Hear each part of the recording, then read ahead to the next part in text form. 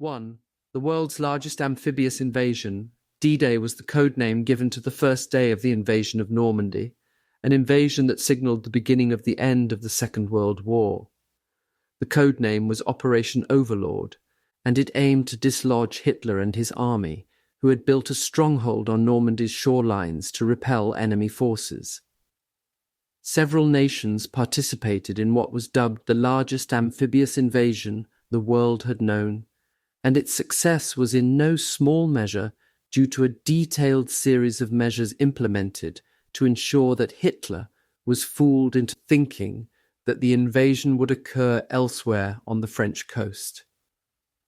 The campaign was led by the Americans in close coordination with the British, Canadian and Free French forces. Poland, Netherlands, Free Belgian forces, Greece and Free Czechoslovakia forces also provided invaluable support. The Royal Norwegian Navy, the Royal New Zealand Air Force, and the Royal Australian Air Force were also major players in Operation Overlord. The planning for the invasion and liberation of Normandy, France, was a massive significant. It took several months of preparation, with several codes developed and assigned to each step of the operation, complete with a huge deception plan to mislead the Germans. 2. Background to D-Day. World War II began in 1939. It was described as human history's deadliest global conflict, with fatalities that reached about 73 million. The two opposing forces in World War II were the Axis and the Allies. Germany was the instigator of the war, invading Poland in 1939 and forming an Axis alliance with Italy. Eventually, France and Great Britain declared war on Germany, while on the other side of the world, Imperial Japan wanted to be the dominant force in East Asia. The country was already at war with the Chinese Republic as early as 1937. Continental Europe was being divided by Germany and the Soviet Union. Members of the British Commonwealth and the United Kingdom were the only Allied forces that were fighting against the Axis at that time, which had already reached North Africa and the Atlantic regions. The Axis alliance invaded the Soviet Union in June 1941, and by December of that year, Japan had become a member of the Axis. The Japanese attacked the United States in Pearl Harbor and conquered a large portion of Western Pacific by invading the European territories, starting with Malaya, Kota Bharu, located in the Pacific Ocean. By 1942, the tide started to turn against the Axis forces.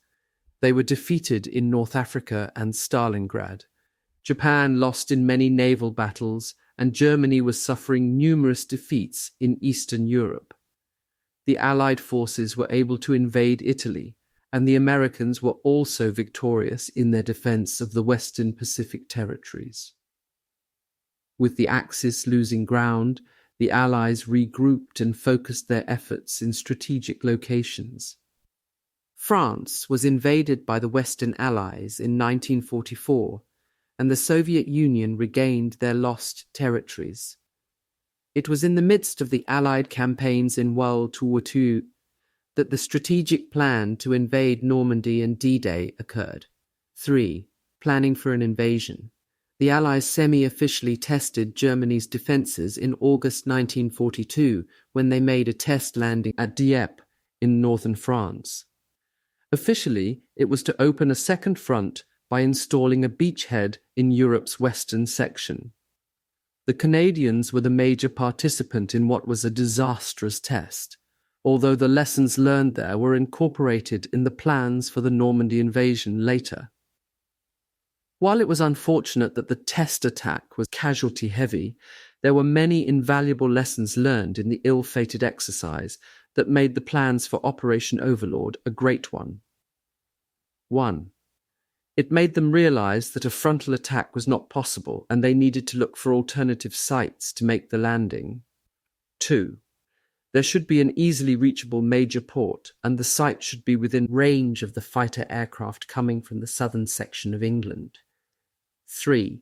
They should have a good network of roads for backing up and exits, The landing beaches must be able to hold numerous support operations without being compromised, with the beach defences capable of withstanding naval bombings. 4. It was decided that the coast of Normandy provided all the ideal requirements for the operation. Lieutenant General Sir Frederick Morgan of Britain was appointed as the Chief of Staff to the Supreme Allied Commander, and his assignment was to prepare the plans for the invasion. 5. The ultimate goal was to destruct Germany's forces and ultimately defeat Germany. Why Normandy? The Germans viewed Normandy as the most unlikely place for the Allies to launch their attack for several reasons. The Germans believed that a counterattack was imminent on the northern coast of France. Adolf Hitler gave Erwin Rommel the momentous task of leading the defensive operations in the general area where they thought it likely for the Allies to mount their invasion. That was the reason why Rommel was put in charge of finishing up the Atlantic War. Stretching from Norway up to Spain, it was a 400-mile fortification, surrounded by obstacles on the water and on the beach, where landmines were buried and several bunkers were built. The Germans thought that Normandy was an unlikely place for the attacks. On the coastline of northern France, Normandy and the port of Caen are two of the furthest points from Britain, and it would take time to cross the Channel. They thought that if the Allies were to launch an attack, they would choose a location that is closest to Britain, and one where the landing forces could be brought in as quickly as possible. The location would have to be one where fresh food and medical supplies could be brought in immediately, which meant that a place with a huge port like Pas-de-Calais would be the likely location. Pas-de-Calais is also closer to Britain. The Allies, on the other hand, thought Normandy was the ideal spot to launch their secret attack. The coast of Brittany and western France was too far out. The current on the coasts of Belgium were too treacherous. Holland was usually flooded, and a beachhead could not be installed. Because of its distance from Britain, the defence set up in Normandy was weaker than the other areas. The beaches of Normandy were similar to the beaches in western England, sandy and with rollers in some places. Soldiers were able to train in England and test their tanks. Although there was no port in Normandy, the Allies worked around the problem by building temporary and artificial harbours, which they named the Mulberry Harbours. These were towed from the coast of England in the south. They were like pieces of giant jigsaw puzzles created from flexible steel that floated on water with concrete or steel supports. The temporary harbours were strong enough to support the combined weight of about 7,000 tons of goods and vehicles transferred every day.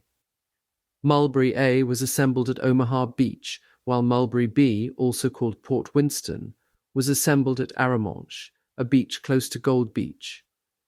The invasion plan of Normandy was carried out in phases, and the planners of the invasion of Normandy created several codes for each phase, and the officers in charge of the operation. The officers were given the code name Bigot. The word was derived from to Gibraltar, the words stamped on the passports of the officers that went to war in North Africa, shortened to 2 Gib and jumbled to Bigot. Operation Overlord was the code name for the whole operation, the landing and invasion of Normandy. D-Day was the code for the exact day when the operation was supposed to start. Although there was no special meaning in the letter D, it was common in the military to shorten words, therefore it was equivalent to saying, "The day just like the letter H represents our."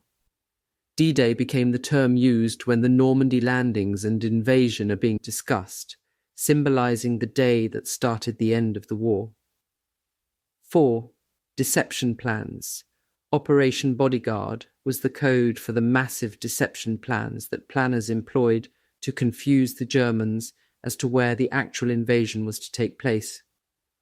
There were 5 deceptions plans within Operation Bodyguard, including Ferdinand and Vendetta, that involved fake invasions of parts of the Western Mediterranean, the invasion of France from the Bay of Biscay that was code-named Ironside, the fake Balkans invasion code-named Zeppelin, as well as Operation Fortitude South and Operation Fortitude North. The two branches of Operation Fortitude were used as the decoys employed to create fake field armies that were supposed to be based in South England and in Edinburgh. Fortitude North was the threat to Norway, while Fortitude South was a threat to Pas-de-Calais. These operations were used to divert the attention of the Axis forces from the actual target, Normandy. They were put in place to provide diversion on D-Day, as well as to delay the arrival of reinforcements that the Axis forces would need when the actual Operation Overlord was underway. The deception plans that were devised and employed by the planners of the Allied forces were very thorough, engaging a wide network of spies and double spies and several decoy operations, including fake targets, phantom armies, fake equipment, and radio transmissions that were fallacious. These elaborate deception plans gave Operation Overlord its success. The whole deception operation was a huge success. One of the major elements of Operation Bodyguard were the Fortitude operations. The two branches, Fortitude North and Fortitude South, were aimed at preventing the Germans from placing additional troops in Normandy by creating believable decoy scenarios, diverting attention from the real attack. Once Operation Overlord was underway, Operation Bodyguard would switch to ensuring that the Germans would be delayed in deploying their reserves to Normandy. Operation Bodyguard also had to prevent at all costs a counterattack by the Germans, which could prove disastrous. Part of Operation Fortitude was its two airborne operations, Operation Glimmer and Operation Taxable. This required the use of heavy bombers that flew very low in the sky to drop pieces of aluminum foil in varying sizes. On radar screens, the aluminum foil called chaff, or its code name Window, looked like invasion aircraft that were travelling at high speed. The foil pieces also masked the bombers, fooling with the radar frequencies. The flying patterns were precise. Glimmer was implemented by the 218 Squadron, which flew towards Boulogne. Taxable was handled by the 617 Squadron and flew towards Dieppe. Complementing the aerial operations was Operation Moonshine. It consisted of 4 reserve launches and a small flotilla. These carried 28 balloons that were radar reflective. The balloons were equipped with Moonshine, a small electronic device that was able to return and multiply on the radar screen, thus making it appear that a huge fleet of invading ships was on their way. The balloons were tethered to floats about 10 miles off the French coast. Loudspeakers on board the floats played recordings of the activities associated with dropping the ship's anchors. London Controlling Section, a secret group set up by the Allies to manage the deception plans, was the group responsible for Operation Fortitude's planning. The execution of each deception plan, however, was the responsibility of several area or theatre commanders. Operation Fortitude was under General Dwight D. Eisenhower of the Supreme Headquarters Allied Expeditionary Force, or SHAEF. Within the SHAEF, a special section was established to manage the deception operation and Fortitude. Called Ops B, the London Controlling Section, or the LCS, was responsible for the management of special means, that is, using and managing double agents and some diplomatic channels. While the plans for Operation Overlord were a heavily guarded secret, it was surprising that a crossword puzzle appeared on the May 2, 1944 issue of London Daily Telegraph. The answer to one of the clues was Utah. A British officer was the first one to notice this abnormality, if it could be called that. Upon further inspection, it was learned that earlier issues that dated a few months back had clues for Juno, Sword, and Gold. It nearly caused a panic because these were code names for the target beaches in Operation Neptune on D-Day. In following issues, there were also clues for Overlord, Neptune, and Omaha. MI5 detained the crossword compiler, who was a schoolmaster from Surrey named Leonard Dorr. However, he knew nothing about the secret project upon interrogation. The US government later declared that it was pure coincidence. In 1985, Ronald French, a former pupil of Leonard Dday, revealed that he was a 14-year-old schoolboy in 1944, and he heard those words from American and Canadian soldiers that were camped near his old school. He thought those words would be good clues for the crossword puzzles that his teacher created. Initially, 5 channels were projected to occur during the deception phase of Operation Overlord, which included the following. 1. Mislead the Germans by physical deception involving non-existent units by using bogus equipment and infrastructure, such as decoy lighting, dummy airfields and dummy landing craft. 2. Imitate actual units by creating wireless traffic. 3. Employ the double-cross system by using German agents that were controlled by the Allies to provide false information to the intelligence services of the Germans. 4. Utilize controlled information leakage using diplomatic connections that could, in all probability, be passed to the Germans through neutral countries. 5. Publicly announce the presence of prominent staff linked to phantom groups such as the 1st U.S. Army group that was to be led by General George S. Patton of the U.S. Army. It should be noted, though, that inflatable tanks, as well as other decoy equipment, were not used in Operation Fortitude.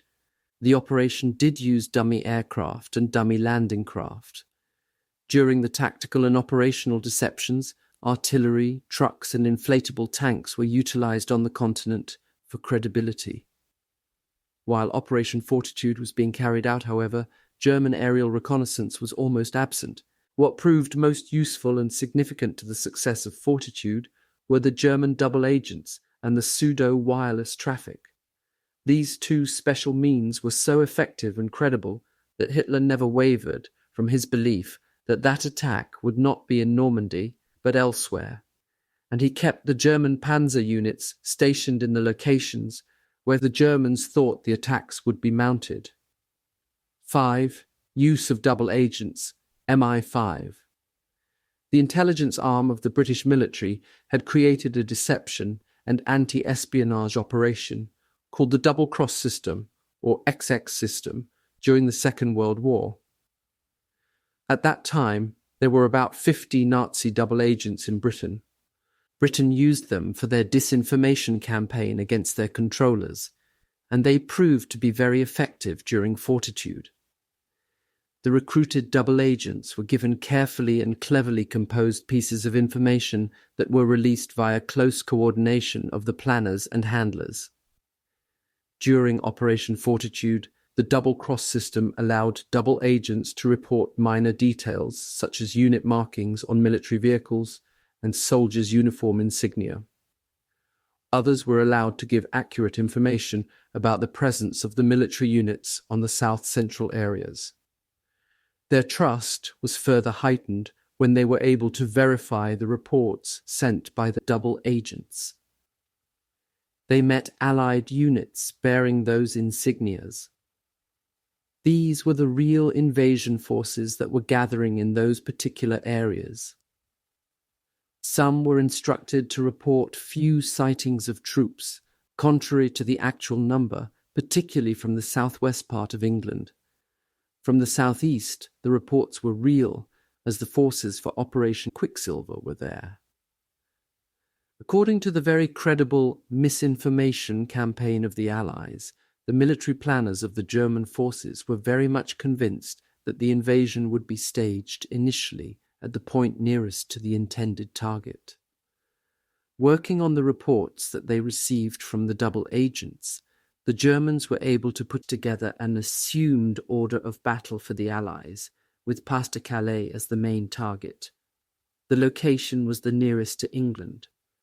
With the reliable information that they received, 15 reserve divisions of the German forces were kept in the area, even when the actual invasion of Normandy was already underway, because they believed that the Normandy invasion was the decoy.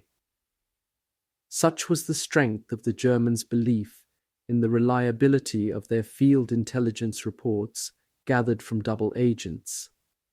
Some double agents even awarded the Iron Cross for exemplary service to their country and were informed of this through radio messages emanating from Germany. Operation Fortitude brought to world attention three double agents whose efforts impacted the successful execution of the operation. One was Joan Pujol Garcia, who went by the name Garbo. He was a Spaniard. He worked to be recruited by the German intelligence operatives by sending them plenty of fake but convincing information. His work paved the way for the Allies to accept him, and he became employed by British intelligence. He was able to create a complex of 27 non-existent sub-agents during Fortitude, with the Germans paying him regularly with a huge amount of cash. He was indeed very credible and very valuable, for he received an Iron Cross from the Germans as well as a MBE from the British. Brutus was the code name of Roman Czerniawski, an officer from Poland. He was captured by the Germans and given the option to be a spy, but on his arrival in England, he swiftly announced himself to MI5. Dusan Dusko. Popov used the code name Tricycle as his name with the British intelligence, while he used Ivan as his German code name. His international import-export business made it easy for him to travel to Portugal, which was a neutral country where he released the information given to him by British intelligence. He was paid highly by both sides. A German spy became quite notorious for selling classified information that would have been potentially damaging to World War II actions as well as to Operation Overlord. His name was Eliezer Bazner, an Albanian. He was the British ambassador, Sir Hugh Conachbal Hugerson's valet, assigned to Ankara, Turkey. He started taking photographs of classified documents taken from the ambassador's safe or his diplomatic dispatch box on October 21st, 1943. He initially had 56 documents that he offered to German attaché to Ankara, Ludwig Karl Moisisch, for £20,000. Bazner was finally recruited to be a German spy and received regular pay. He was given the code name Cicero. Bazner was bold and active in his spying activities and was able to sell many authentic documents, including the conferences of the three major leaders for Operation Overlord and other Allied activities prior to the Normandy invasion. Had the German authorities properly acted on the information sold by Cicero, the results of the war and the Normandy invasion plans would have been different. Luckily, there was conflict within their bureau, and the classified information was not acted upon. Hitler also firmly believed that the attacks, although he knew that there would an invasion, would be elsewhere in the Balkans, closer to Britain, and that they also needed to protect Bulgaria, Romania, and Hungary, for fear that, like Italy, these countries would align with the Allied forces. Although at that time the British were already employing the double-cross system, therefore some of the documents that Bazner got a hold of might be part of the massive disinformation campaign that had been launched. It should be noted, too, that some of the predicted actions, with predicted time and place shown on some of the documents passed off by Bazner, actually occurred, thereby sealing the trust of the Germans on the authenticity of the documents he illegally acquired. What was ironic was that while the Germans showed trust in Bazner, and Bazner was relishing his increased reputation and the related wealth and other promises, such as a villa from Hitler after the war, he was also a victim of Nazi duplicity. Bazner was paid by the Nazis with counterfeit money. 6. The Fortitude operations. Fortitude North was designed to make the Germans believe that the invasion would take place in Norway. They hoped that this plan would delay or prevent the build-up of German reinforcement in France after the launch of the invasion. They simulated the activities of political contact with Sweden and the building up of forces in the north of England.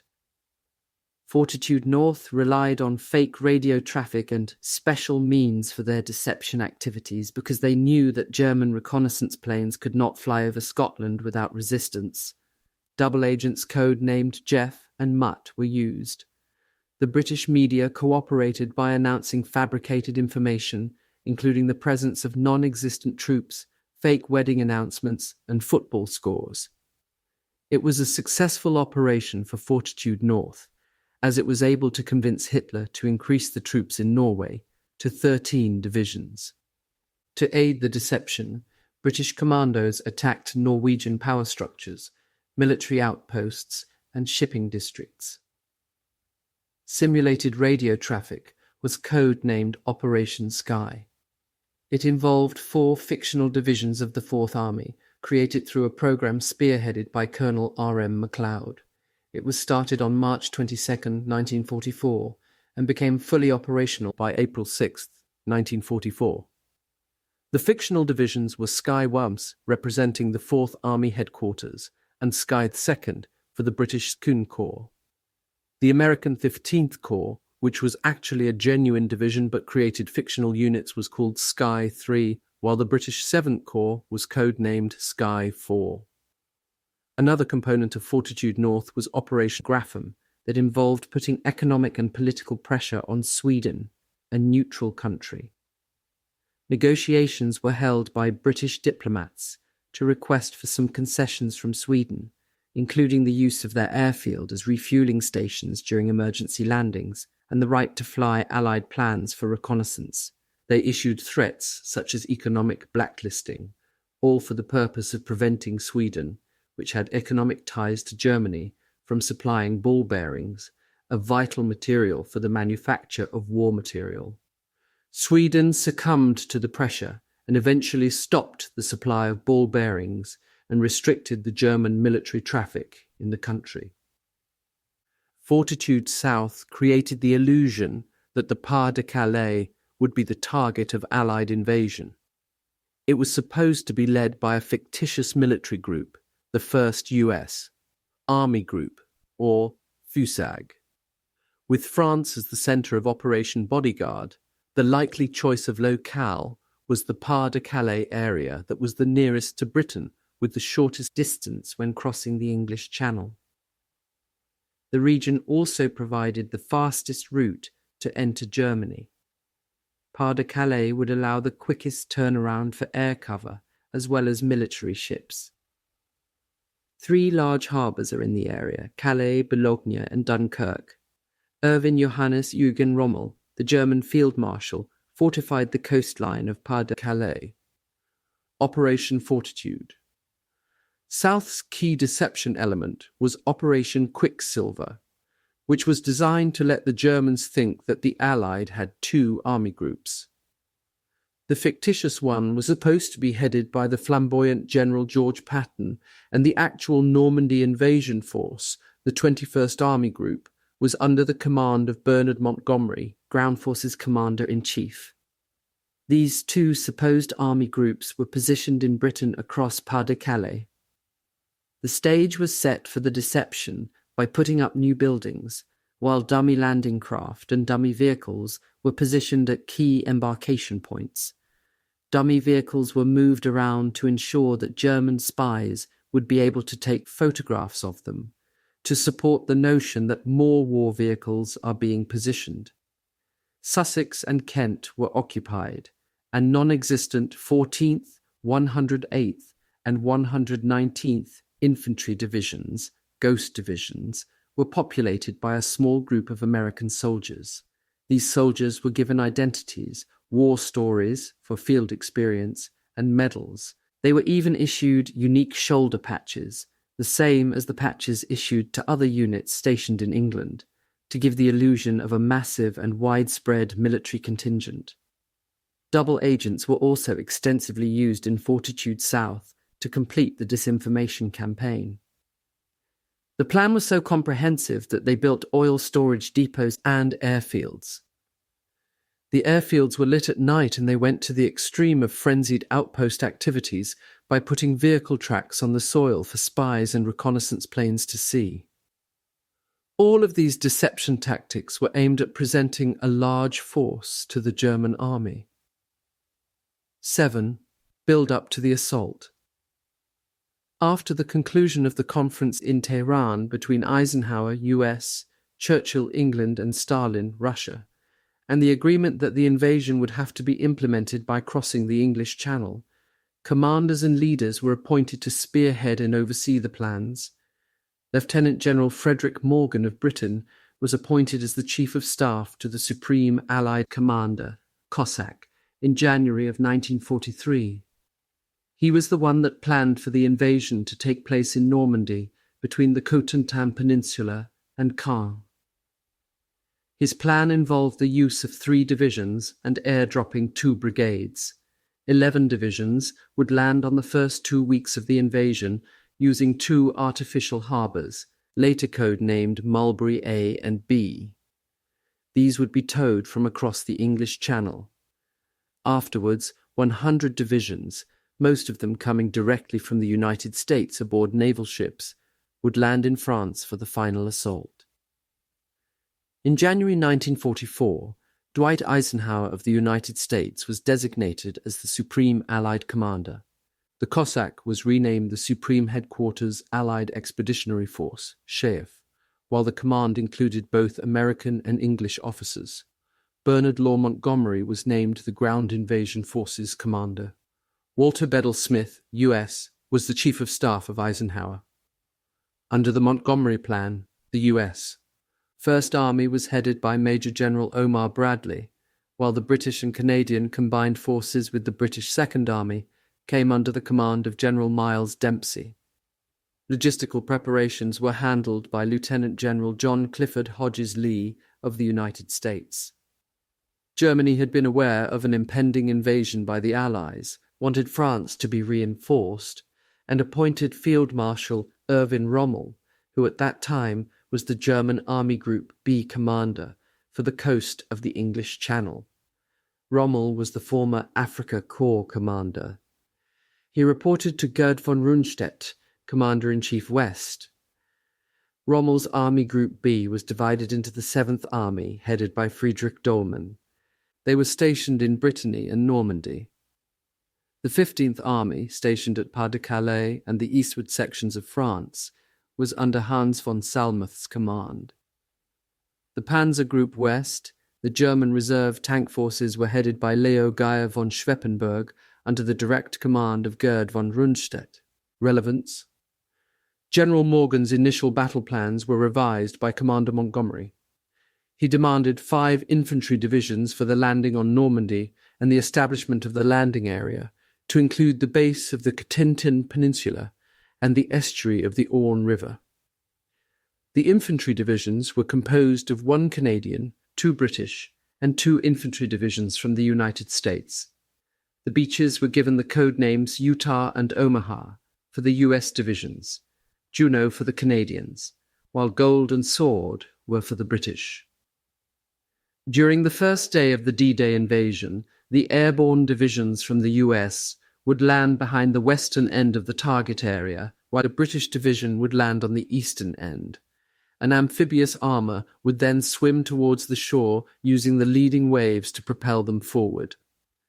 D-Day landed 156,000 men in Normandy, complemented by an armada that consisted of 50,000 vehicles, 11,000 planes, and 5,000 landing craft and ships. During the subsequent days of the operation, more troops and materials were landed. On the 5th day of Operation Neptune, 104,428 tons of supplies, 326,547 troops, and 54,186 vehicles had landed in Normandy. By the 25th day, June 30th, which was the end of Operation Neptune, the number of troops increased to 850,000. There were 570,000 tons of supplies and 148,000 vehicles. By July 4th, about 1 million troops had already landed in Normandy. Thorough preparation and numerous rehearsals were needed to make any military actions a success. It was the same for Operation Overlord and the preparations for D-Day. On November 17, 1943, the 225 residents of the tiny village of Tyneham on the Isle of Purbeck in the county of Dorset were told to evacuate before December 19, 1943. The area was to be the training ground for landing exercises, code-named Exercise Smash, in preparation for D-Day. Studland Beach, a beach closely resembling the beach conditions of Normandy, was used for the exercise 6 weeks before the planned day of attack. It was cleared of mines and other items that could prove disastrous to the troops. The King of England, George IV, General Dwight D. Eisenhower, and Prime Minister Winston Churchill were present during the rehearsals. They watched the exercises conducted by the joint forces from Canada, England, and the United States from Fort Henry, the observation post and bunker that was constructed in 1943. Live ammunition was used for real practice runs. The use of live ammunition for Exercise Smash was the world's largest wartime real ammunition practice. Assault landing operations and bombing practice were seen by the VIPs from a safe distance. The test for a new type of tank ended in tragedy, however. The tank, called Valentine Dday, duplex drive, was a floating unit that would carry the soldiers from the naval ships closer to the shore and provide them with ground cover. However, the tank's canvas skirts proved to be a hindrance because of its vulnerability to shrapnel, strong waves, and sharp stones, which could send the tank down. During Exercise Smash, 4 or 5 of these tanks sank and 6 soldiers drowned. In spite of this tragedy, during Exercise Smash, the Valentine Dday tanks proved quite useful during the actual invasion. Salisbury Plain in the central southern section of England and the village of Imber were also used as training ground for American soldiers prior to D-Day. All the 155 residents of the area were told that they had 47 days from November 1st, 1943 to evacuate, as the War Office needed the area by December 17th. Operation Tiger, also called Exercise Tiger, was conducted at the beaches of South Devon. This was one of the most disastrous pre-D-Day training exercises, where 10 times more soldiers were killed than the number of soldiers who lost their lives at Utah Beach. With the 0 hour closely looming, large-scale exercises were conducted. The beaches of Lime Bay and Slapton Sands were the closest to the beach conditions in Utah Beach, and this was where the American soldiers conducted their training from April 22nd, 30 in 1943. Thousands of American soldiers participated in the exercise. The landing ships were headed by 2 destroyers, and a small flotilla escorted the naval ships. The first actual and successful landing occurred on April 27, 1943. During the early hours of April 28th, tragedy struck. The German Kriegsmarine had a flotilla of S-boats called E-boats by the British. These were located in Cherbourg and Boulogne, as well as in Guernsey. The S-boats were equipped with 20 mm guns, were very maneuverable and capable of running at high speeds of up to 40 knots. These were kept by Germans to patrol the English Channel. On April 27, 1943, they left Plymouth for Slapton Sands. 9 S-boats spotted the landing operations of 8 ships in Lime Bay in the early morning of April 28th. HMS Azalea, a Royal Navy corvette, also spotted the S-boats, although the captain incorrectly assumed that the landing ships also saw the S-boats and did not inform them. The S-boats attacked at 1:33 a.m. The ships in the American convoy were told not to return fire, so that their positions would not be given away, as the darkness still provided some protection. Even with the darkness surrounding them, 3 landing ships were hit by the attackers. LST 507 was abandoned after it caught fire. LST 289 also caught fire but managed to reach the shore. LST 531 immediately sank after being hit. It was only at 2:18 a.m. when the convoy was given the order to break up their formation and make their way towards their target landing area independently. Although the attack had tragic results, the Allies learned several valuable lessons. 1. They learned that the landing craft in the British Naval Headquarters had different radio frequencies. 2. Soldiers were able to survive the heavy attack, but the soldiers lacked the knowledge on how to put on the life vests. The Kapok life jackets could only be worn one way, and most of the soldiers who drowned were still in full combat gear, were unable to put the vests on properly. 3. Soldiers should also be taught to loosen their military boots if they were to abandon ship to facilitate removing them when in the water. 4. Communication problems would have to be addressed. HMS Azalea and HMS Scimitar, both Royal Navy ships, were supposed to escort the landing ships. The Americans were not told that HMS Scimitar returned to Plymouth due to some needed repairs. While HMS Saladin was sent as a replacement, it was dispatched 4 minutes after the S-boat attack started. 5. The shore defence under the British saw the S-boats, but they were ordered not to fire to keep the Germans from learning of the heavy defence mounted on the shoreline. 6. In the confusion, soldiers who were still alive and coming to the shore were killed by friendly fire from HMS Hawkins, thinking that that was part of the exercise. It was said that 946 men died on land and at sea, though historians believe that the number of casualties was actually much higher. No reports were made of the tragic incident, and members of the medical staff were sworn to secrecy when they treated the wounded. It was kept as a highly classified secret. On May 5, 1943, Rear Admiral John Hall reported about the incident and apologized to the Americans, but maintained that the blame should be put on the escalating pressure of the heightened preparations for D-Day. Operation Neptune. Operation Neptune was the code name for the cross of the English Channel that would occur on D-Day. According to the plans drawn up by Admiral Bertrand Ramsay, Operation Neptune would need 6,000 ships. He was also the spearhead for the towing and construction of the Mulberry harbours.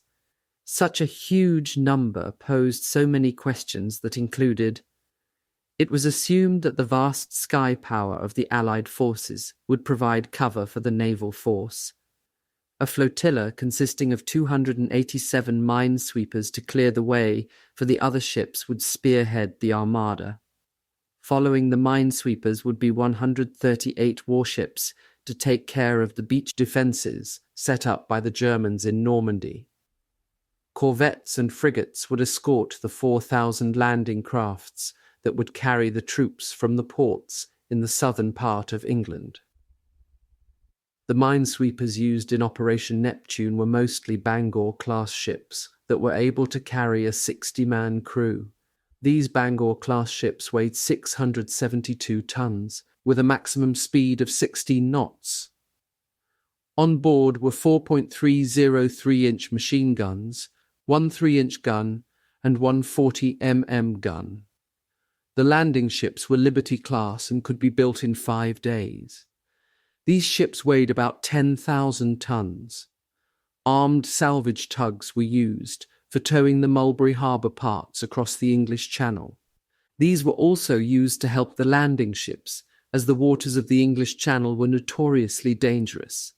Salvage tugs weighed about 700 tons and carried a crew of 30 men. Their maximum speed was 13 knots, and they were equipped with 2.303-inch machine guns, two 20mm guns, and one 3-inch gun. Hundreds of armed salvage tugs were deployed to help the Neptune team, acting as escorts for the convoys and in marshalling and shepherding the transport and landing ships. Some were equipped with depth charges to act as anti-submarine vessels.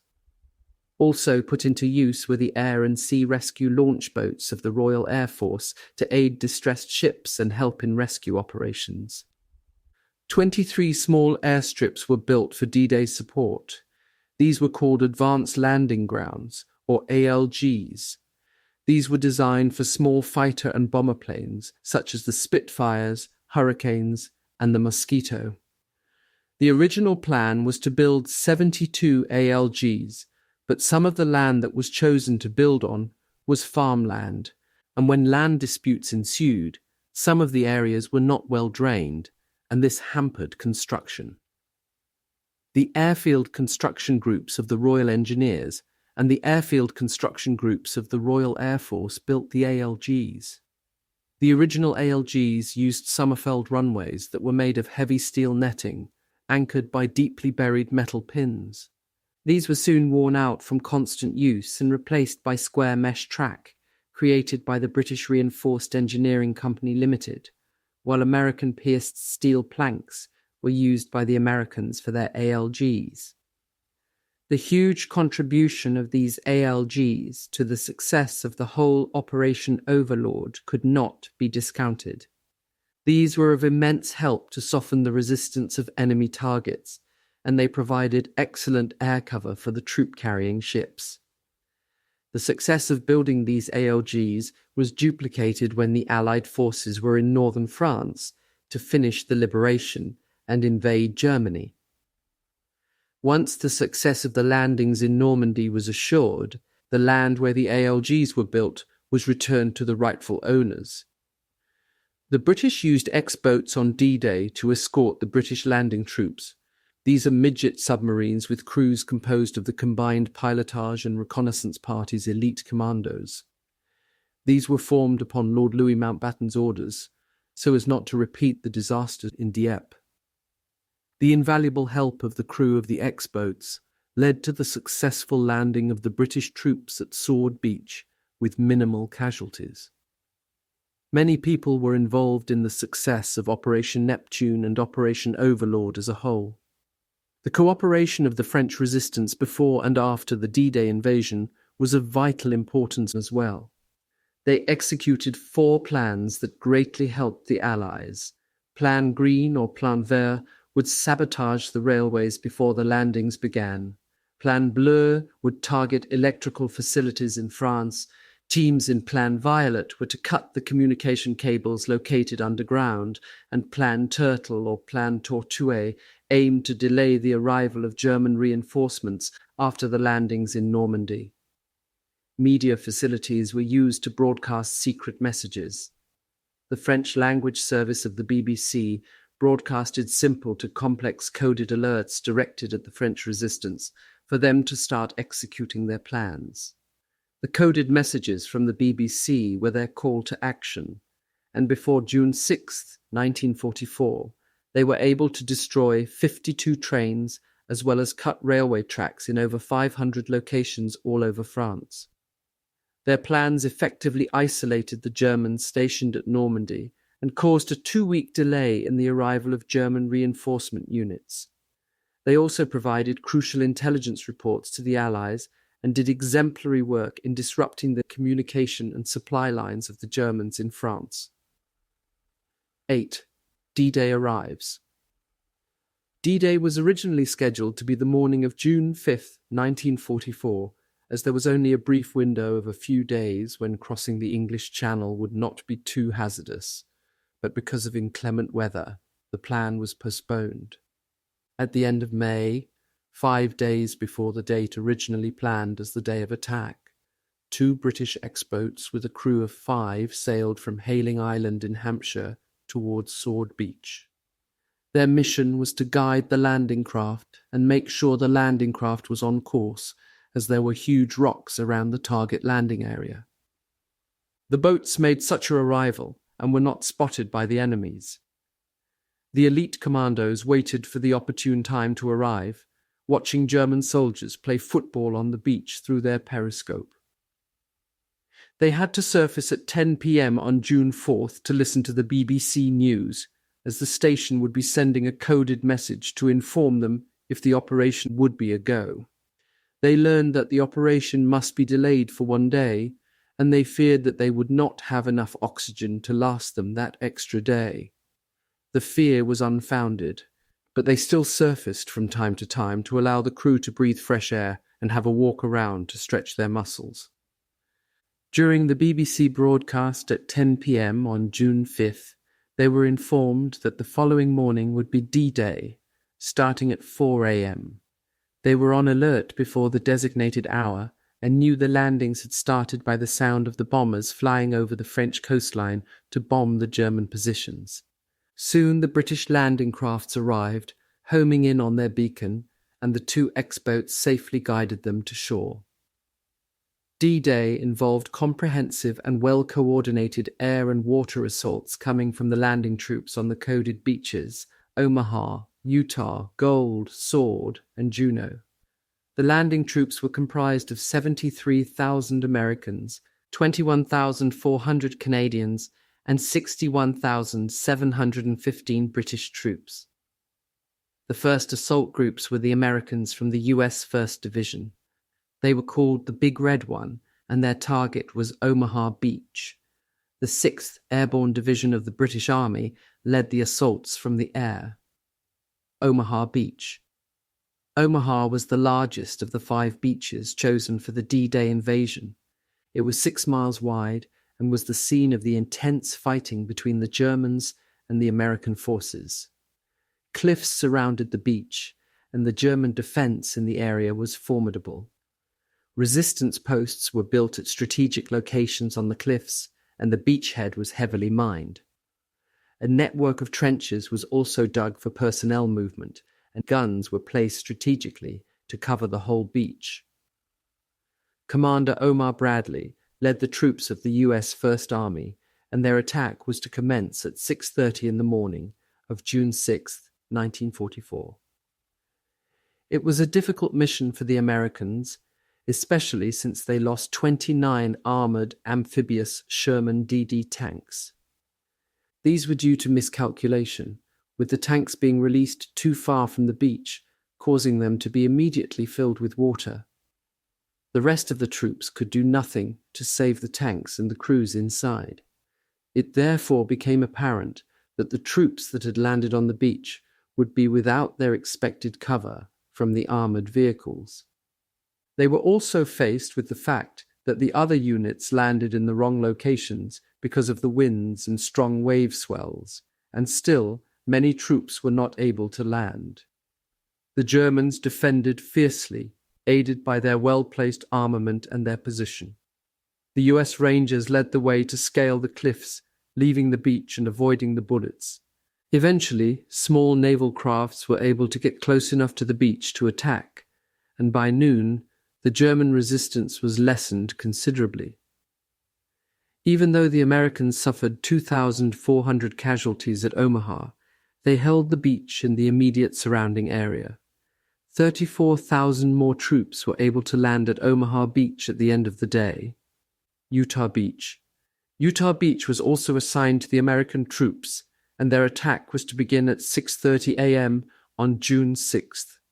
Utah was the farthest of the 5 beaches, situated at Cotentin Peninsula's base. It was selected to enable the Allies to capture the Cherbourg port that would be vital in the transport of equipment and personnel during the initial stages of the war.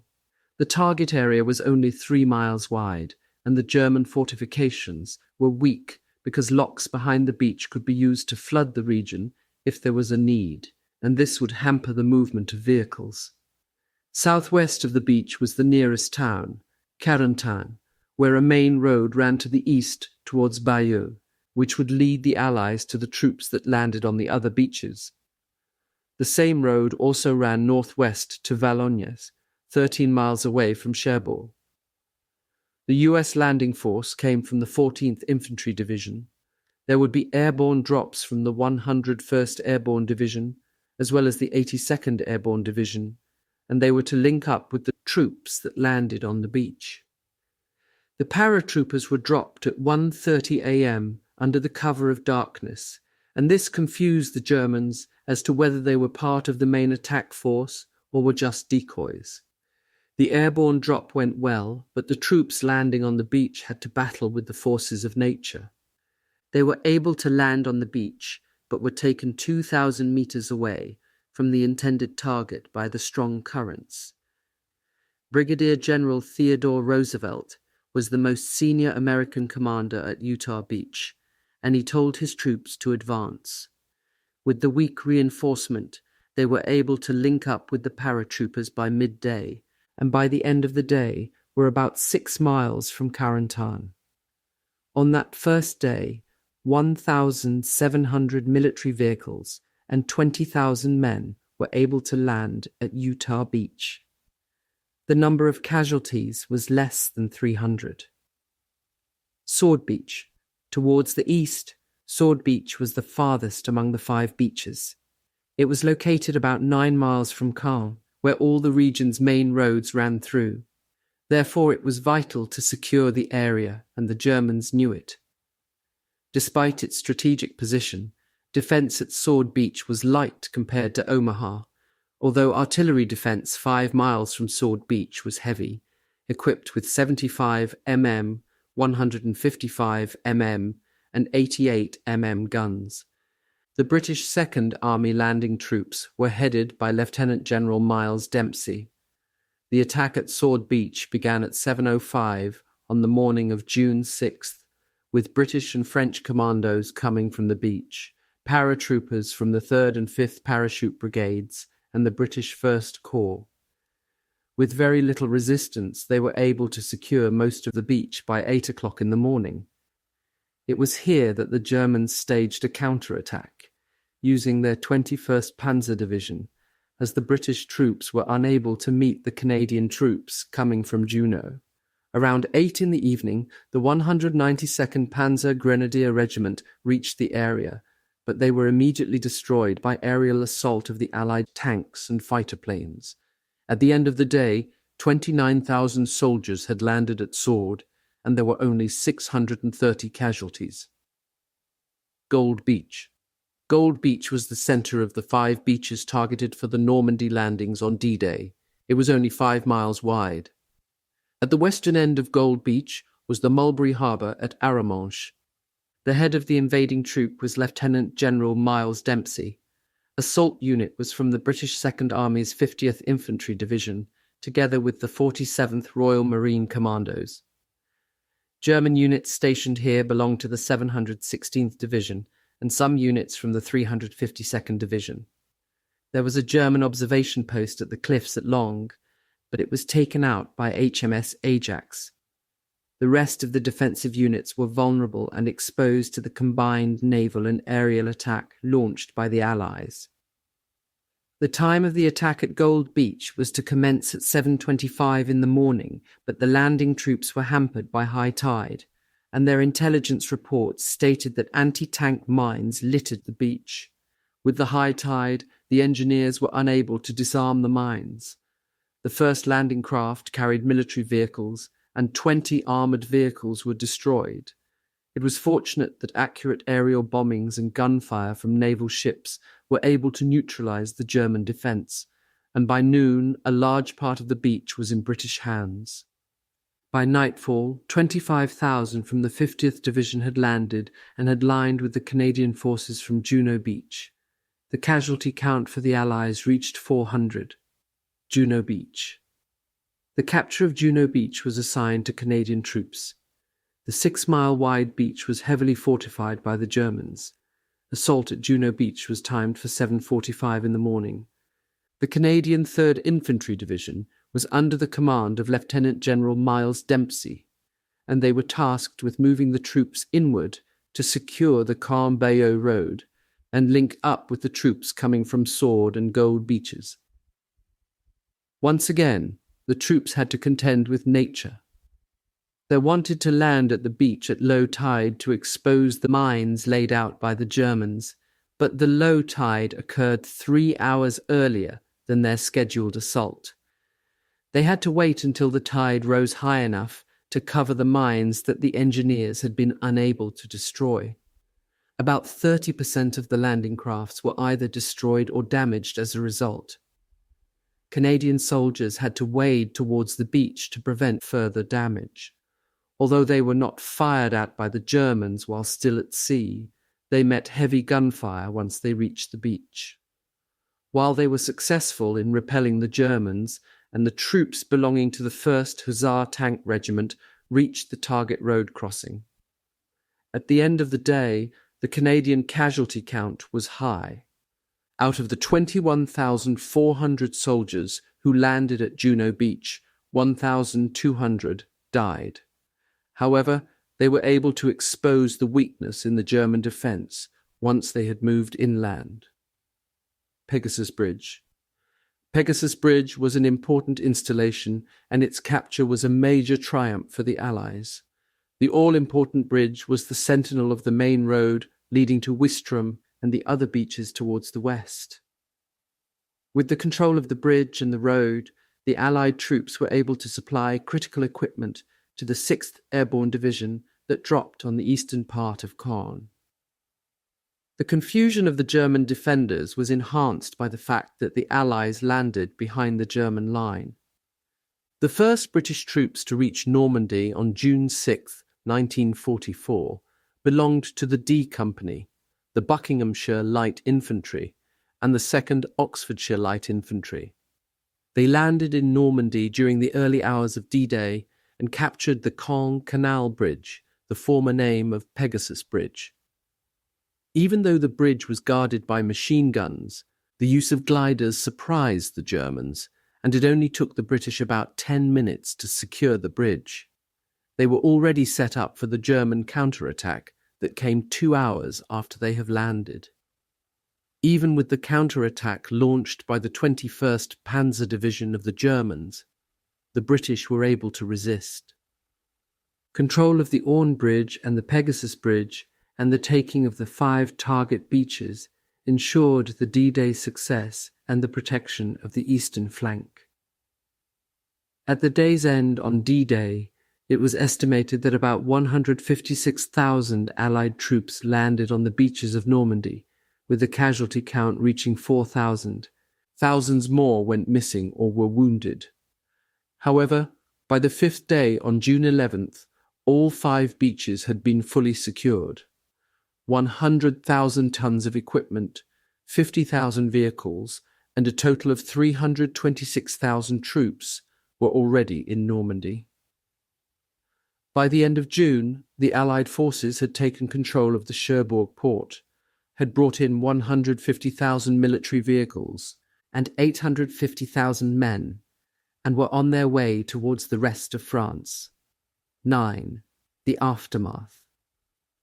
The planning of the Normandy landings and invasion came at a huge cost, in both financial, material terms, and lives.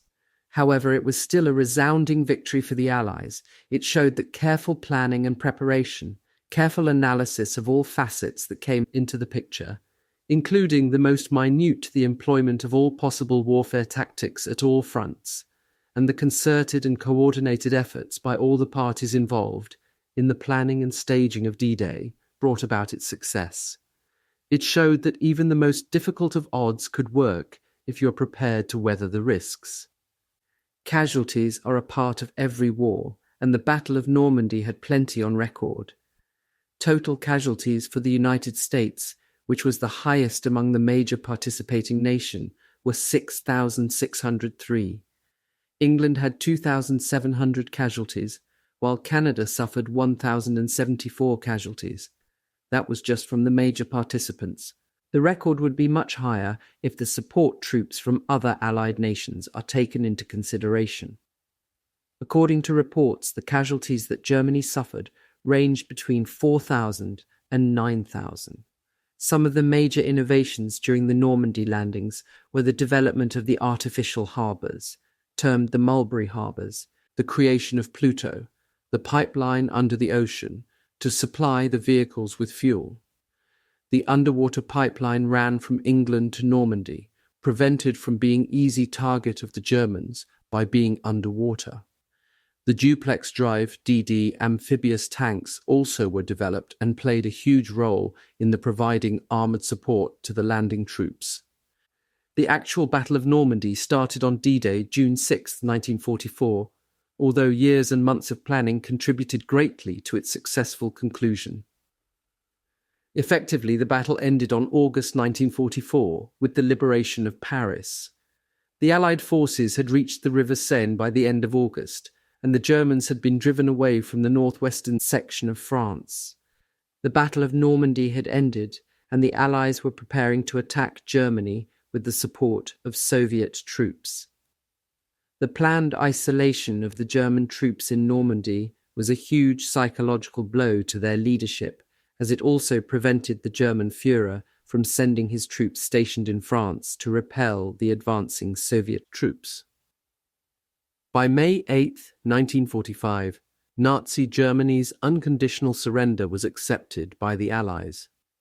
It was hugely influenced by Hitler's suicide on April 30, 1945.